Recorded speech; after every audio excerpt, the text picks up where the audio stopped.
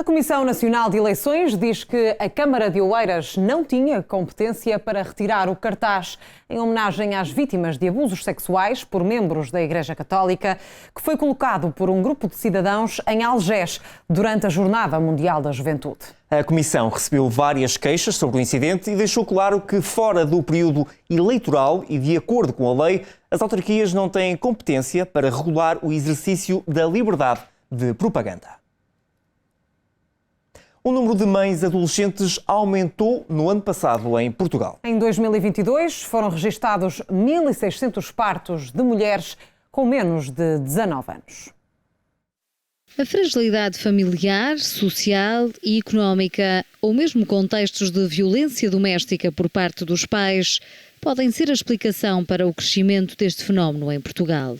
Há mais mães adolescentes, quando na verdade a informação e as precauções deveriam ser até maiores pela era em que se vive.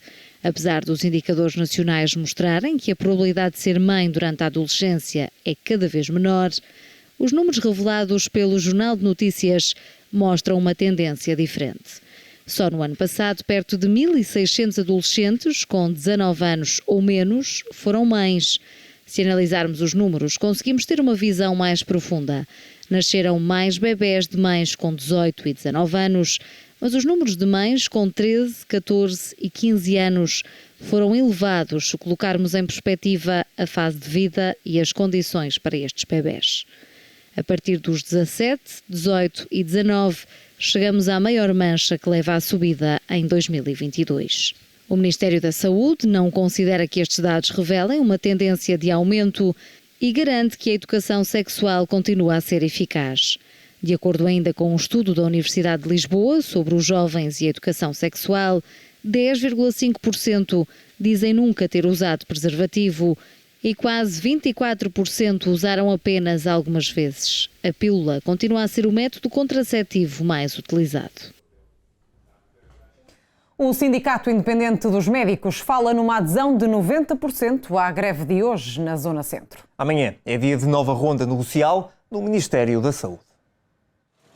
Desta vez escolheram uma forma de luta que vai percorrer o país, mas por regiões. Os médicos dizem não querer prejudicar os utentes e colocar em risco a saúde dos mesmos, mas dizem que é o Ministério que não lhes deixa alternativas. Convocámos uma greve nacional na semana passada e iniciámos justamente hoje, na região centro, um conjunto de greves que iremos prolongar até outubro, regionais. O objetivo é manifestar claramente ao Sr. Ministro da Saúde o nosso descontentamento.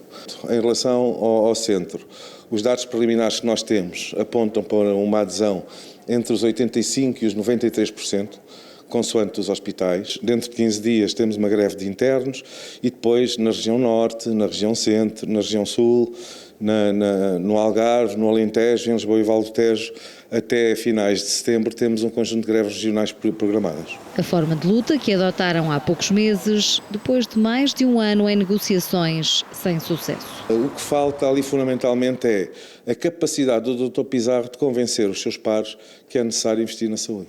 A proposta que o Governo fez propõe um aumento de 1,6% aos médicos, o que é totalmente inaceitável, e propõe também uma nova forma de trabalho que é a chamada dedicação plena. As exigências que são colocadas para a dedicação plena são de tal maneira onerosas em termos de tempo de trabalho, em termos de incapacidade de flexibilidade de horários, que naturalmente, no nosso ponto de vista, não é aceitável. Mas estamos num processo negocial e é um governo que tem maioria absoluta e, portanto, nós iremos esgotar até ao máximo esta possibilidade de negociação. Esta quinta-feira, a nova ronda negocial no Ministério da Saúde, numa mesa única com todos os sindicatos dos médicos para discutir, uma vez mais, a grelha salarial. A taxa de desemprego diminuiu no último trimestre e está agora nos 6,1%, o que significa uma redução de 1,1 pontos percentuais. Mas, segundo o Instituto Nacional de Estatística, o desemprego sobe se comparado com os dados do ano passado, o que se traduz em mais 0,4% do que o registado no mesmo período de 2022. Ainda de acordo com o INE, o número de pessoas em teletrabalho aumentou cerca de 3% entre o primeiro e o segundo trimestre deste ano, o que significa que quase 1 milhão de pessoas estão a trabalhar remotamente em Portugal.